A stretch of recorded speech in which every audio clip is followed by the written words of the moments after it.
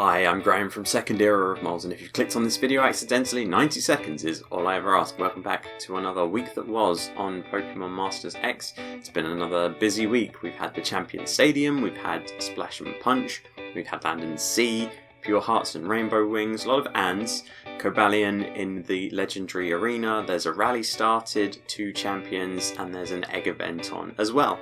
So let's get into the Champion Stadium, shall we? I do always think on a Sunday night, oh, yep, got the refresh of the Champion Stadium coming tomorrow, that's going to be good. So in round 1 this week you get a sync move countdown reduction. I thought it would be a good idea to go against Agatha for this one, so the team that I chose to take with me was Morty and Driftblim, Phoebe and Dusclops, and Eevee and Leaf. So with the strategy I was running, you have Morty as your main striker, you have Eevee as your first sync and a bit of a healer and a bit of a move gauge boost as well. Phoebe's in there to raise critical hits. She's the first target because she's got vigilance, so she's protected against critical hits. She can also raise the team's critical hit rate and also provide a move gauge boost as well. I find that sometimes I struggle to use Morty properly because his big draw is Phantom Force, and I find it difficult to time Phantom Force with the sync move. So obviously if you're running Morty, you want him to be using the sync move when he can, and if you've got an enemy sync move, you don't want that to happen in the middle of Phantom Force. So it's like, I'll select it as my next move, and then I'll look at the sync move countdown, and it'll be like, damn it, I'm going to have to wait another round. And then I'll be like, right, I'll use it now, and then I'll look at the enemy and be like, oh no, I've got to wait again to use it, so it's not all that efficient. It didn't cost me too much in this battle though. And the big thing to remember is that it's not about doing all of the damage to all of the enemies. It's about doing enough damage to each enemy so that when Morty faints, it has last word, and that last word can do a lot of damage. So you've got to just do enough to each of them so that when you get taken down, that last word goes and takes out all before it, because if it goes down to last word, that counts as you winning. And I did this one twice, and the first time it took out both sides, the second time there was only the one on the left hand side left, and it took out all of them each time. Morty's sync move is pretty powerful, I've said that before, so maybe your strategy should be between sync moves you're targeting the sides. With the sync move you're focusing on Gengar, because Gengar's obviously got the most health and you want to do the most damage to it, but you still want to be doing little bits and pieces here and there to either side. Phoebe is very useful to have as your first target, because after it uses its sync move, Gengar is going to use direct hit all, and that's going to raise its crit hit rate, and it's like anything, when you do it, it's like that much a boost, when the enemy does it, it's that much of a boost, so you want to be protected against those critical hits. On to round 2 then, and your condition for this round is don't let any of your sync pairs faint. If they do, it's going to cause the stats of your remaining sync pairs to drop. So I chose to go against Bruno for this one. The team I went with was Signasuit Blue and Blastoise for his team Endurance, Palossand for Flinch and Sandstorm, and then Garchomp as my main striker. So Garchomp goes from sort of here, a very good unit, to a very, very good unit when it has Sandstorm around it. One of its trainer's moves is more effective when it has Sandstorm on, so I usually like to have Garchomp and Acerola and Palossand in the same team. And there's not a huge amount of complexity to go along with this one. You have Blue using raising everyone's defense, it has to the top, it sinks first so that you get that team endurance. Palossand does some Astonish for some flinching. I wouldn't set Sandstorm right away, I've said that in the past, because Cynthia can use X attack and boost its attack first, doesn't need Sandstorm for that, also isn't going to be attacking during those terms, so the Sandstorm boost is wasted a little bit. So I tend to do Sandstorm as the third move, and then have Cynthia use its second trainer move to base its crit hit rate and its speed, And then once Blastoise has done its sync move, then you start using Earthquake, and you may have to reset Sandstorm before the second sync move, but then Garchomp will use the second sync move. Earthquake was shaking the ground very much, and none of Bruno's team could take it. I did use Acerolas over here to get a bit of healing going for Palossand. Didn't particularly need it. I thought maybe it would take some of the pressure off of Blastoise, but it wasn't under too much pressure really. The one thing I do regret doing was leaving no stat reductions on. That was a bit of a whoopsie, because when the Pokemon faint, the stat reduction doesn't kick in, and it's like, these Pokemon are immune, and you're like, that's the whole point of using this! This brings us on to round 3, where you get a special attack reduction. I chose to take on Lorelei because I thought Lorelei uses water-type moves, usually they're special attacks. And I selected a team of Zebstrika, Onix, and Hilbert and Samurott. The idea being that Zebstrika has inertia, you want to use Hilbert's trainer moves to boost that speed so that does as much damage on the sync move as possible. It can also raise attack and crit hit rate, which are all good. Onix can boost its own defense, and then it has potions for healing as well. Zebstrika uses Spark, and you're hoping that the passive move where its speed increases from that is going to kick in, so your speed goes even higher, up to the maximum of 6, so that when it comes to use its sync move, it's as powerful as possible. I would say that this was probably the most challenging one of the week for me.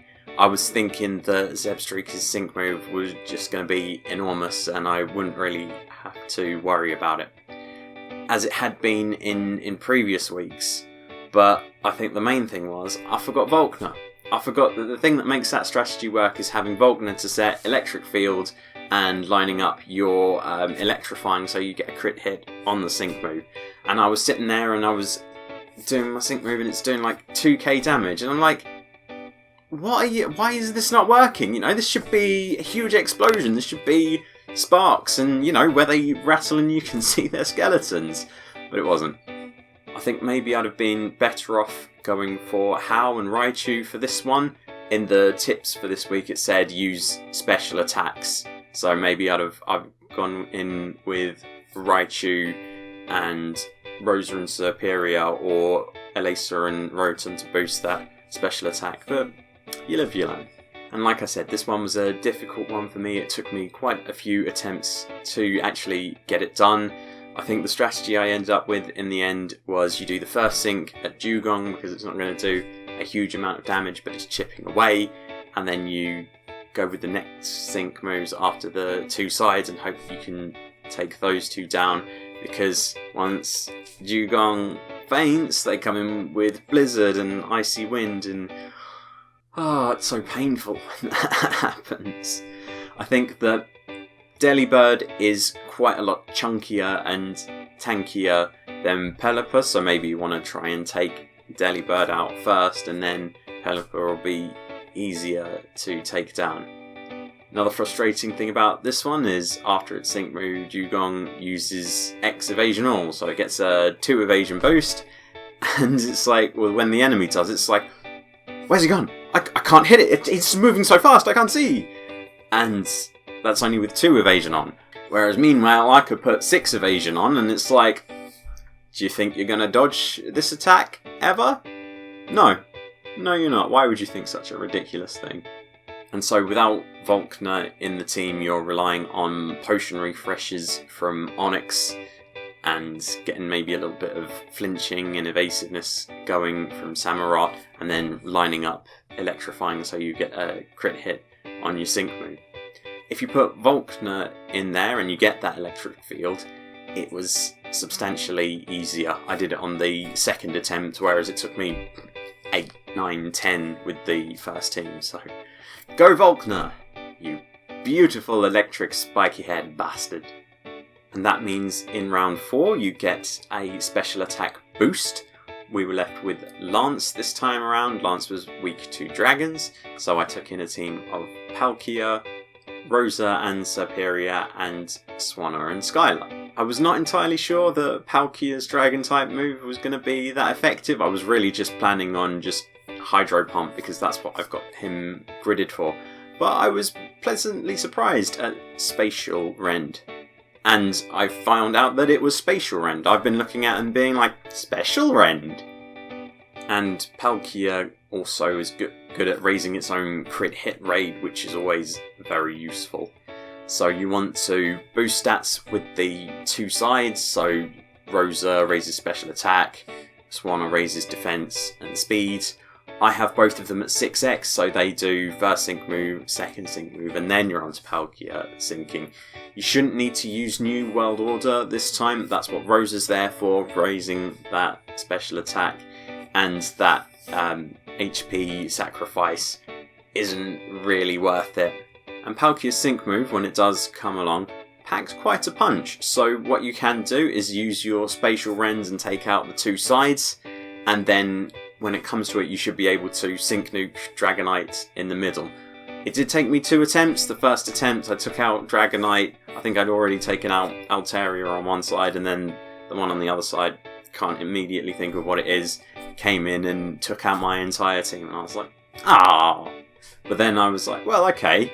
You're dying first, then your mate, and then Dragonite can watch you all suffer. And that leaves us with the champion round, round 5, when you're taking on Blue. Blue's permanent condition this week is a physical attack boost. The optional condition that I chose was a special attack boost, because I was going with a fire type team of Red and Charizard, Blaine and Rapidash, and Serena and Delphox. I've only recently pulled Serena and Delphox, so I wanted to see what this lady could do. And I was very pleased with the results here, because she has Hypnosis and Go Viral, so you put the entire team to sleep, which I'm sure you can imagine it's a very useful thing to have. She also does Fire Spin, which if the other team wakes up, is useful to have. If you're going with the fire team as well, there's always the likelihood that they're going to get burned when they wake up. So it's good to have a backup plan in place. And then Blaine sets Sunny Day, and Charizard just burns everything down with its sync move and with Blast Burn, and oh, it's glorious to watch for a pyromaniac like me. And if you get a propulsion, you might even be able to do it before Blue uses its sync move, which is always handy. This week, I think I used pretty much exclusively strength-based conditions as the optional ones to get my 7,500, which I prefer doing that. It feels like a more noble battle in a way. It's more simple, it's more elegant. I should have a monocle on when I say that. And so there you have it, 7,500 points for Week 4 of the Kanto Champion Stadium. We're moving on to a new region next week. It's going to be the Johto region again, so if you've already got the Johto medal for using all 18 types, you can dive straight in. Speaking of diving, when you dive in, you make a splash. The event Splash and Punch is still going on. It ends very, very soon. So hopefully you've collected all of the rewards you want from that, and you've got all of the missions done for it as well. I personally have stopped doing it as my main use of stamina. I'll do the daily battle just for the boosted tickets, but there are other events with a higher drop rate on your tickets, and I think that's mostly because of the bonus pool. So for me, I've only got 2, and that's because I pulled for B or beer, I'm not quite sure how to say it. But then there are other events where you have more trainers that have more opportunity to do a boost, so it's a more efficient use of your stamina. And that event where you do get your boosts is the 2 Champions event, where you bring back Cynthia and Lance. You can pull for them if you want. Not great rates on that one from what I'm seeing, but you have more optional units that you can use to get a boost. So you've got As well as the player, you've got Cynthia if you've got them already, you've got Lance, you've got Rosa and Sir Piri, you've got Claire, so there's plenty more options, and that gives you more tickets each round. And I think it's been out for a few days now, and I've already worked my way through a couple of the rewards and got all of them, so that's where I'm going to be putting my stamina into, because it's more efficient to use them. I say that's where I'm going to be using all of my stamina, but unfortunately the Pure Hearts and Rainbow Wings ends before the 2 Champions event, so if you're like me and you've been waiting for a bit of a break to go in and blitz that, unfortunately you're not going to get it. So that's what I'm working on at the moment. I'm working my way through the boxes. I think I've got maybe 2 left to go through. There are decent rewards in there. You can get tickets to power up silver if you haven't already got them, and if you have, you can exchange them for gold tickets that you can use somewhere else. I said last week about silver's grids, and that does actually turn silver into quite a viable sync nuker, and I'm going to talk more about how I use that to my advantage in the next section. Cobalion has returned to the legendary arena. He's weak to fire types this time around. I have vague memories of when it first ran. I suddenly realised, oh no, it ends in the morning, so I've got to do it now, and I was up until 2 o'clock in the morning desperately trying to finish it off with less than 12 sync pairs. And I remember leaning on Flint and Infernape as my main striker for that one. It didn't happen that way this time around. So the new missions that they've released for this one are 3 from Hoenn, 3 gym leaders, and 3 fire types. The first team I used was Flannery, Wallace, and Phoebe, so that covers off your Hoenn, and 2 of them are also gym leaders, so that gives you a bit more freedom to use later on. Phoebe was there to boost crit hit rate, immune to critical hits herself. Wallace is setting trap with Whirlpool. Flannery is doing burn damage and then using Ember to go pew pew pew pew pew pew pew pew pew pew pew pew pew pew pew.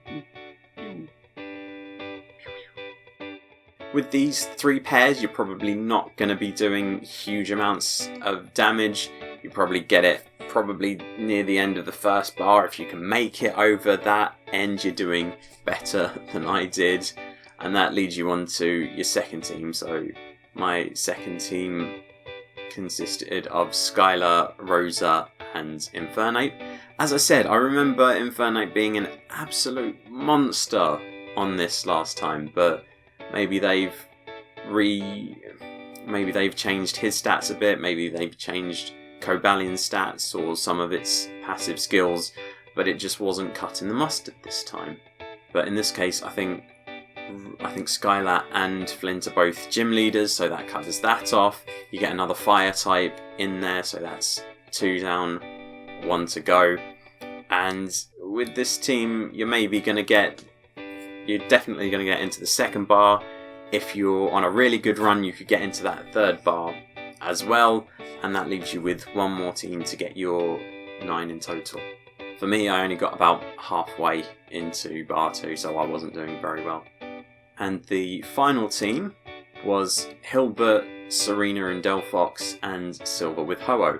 Silver was definitely the big gun on this one. He sets his own sun. I'd gridded him to do more sync damage, so he was doing huge amounts of damage with the sync move. Serena's using Fire Spin to get that trap damage in there. She's also using Sleep if she can, if it's not burned already, so watch out from that from previous battles. I also had Inertia, and I think I had Ramming Speed as well on Ho-Oh's grid, so it helps that you've got Hilbert there who's going to raise the speed, also going to raise the attack and the crit hit rate as a bit more of a bonus, maybe do a bit of flinching as well even. Hilbert is a very versatile unit, and I'll say at the moment he's the one that I'm working as my next 6x unit as a support. And then between sync moves, I'd be using Sacred Fire rather than Overheat, because Overheat is going to lower your special attack. You don't have any supports in there who are going to boost it back up again. I think they've changed the requirement a little bit. It's a little bit sneaky. It used to be you can have no more than 9 feint. Now it's you can have no more than 9 total, which I thought was a little bit devious because I had it down to 13% with 9 fainted, and I thought, oh, here we go. Just need to load up for a big sync move and boom, there we go. But no, it was taken from me. And in any situation where there's fire types involved, if in doubt, use Charizard. Doesn't matter whose, Reds, Leons, either. Coincidentally, you see how I'm linking all these together today? Oh, so clever. There's an egg event on as well, and there's fire types that you can hatch. The likes of Magby, Vulpix, Ponyta, there's Charmander in there as well that you can hatch. It's a good way to use some of your spare skip tickets, because if you're like me, you've got hundreds of them sitting around not doing very much. The other event that was introduced this week is a training rally, so if you do training areas for level up items, level cap unlock items, and theme skill items, you get a boost to them. For me, there are more worthwhile events going on, like the Double Champions event, that are more worthwhile spending your tickets on. Your stamina on, sorry. By the time this is uploaded, the Land and Sea event will have ended, but we managed to unlock all of the rewards, so congratulations everyone, great job, we did it! And that was indeed the week that was. Join me next week as we go over the week that will be. We'll be moving back to the Johto region for the Champion Stadium, and we'll be looking over a bit more some of the events that are ongoing. But you're well past the 90-second mark at this point. Hopefully you found something that you liked within this video. If you have, you can check out some of my other videos. They'll have some things similar, some things different that you might like as well. You can subscribe to the channel, you can follow me on Twitter, I'm SEOM_YT, but thank you very much for watching this video, and goodbye.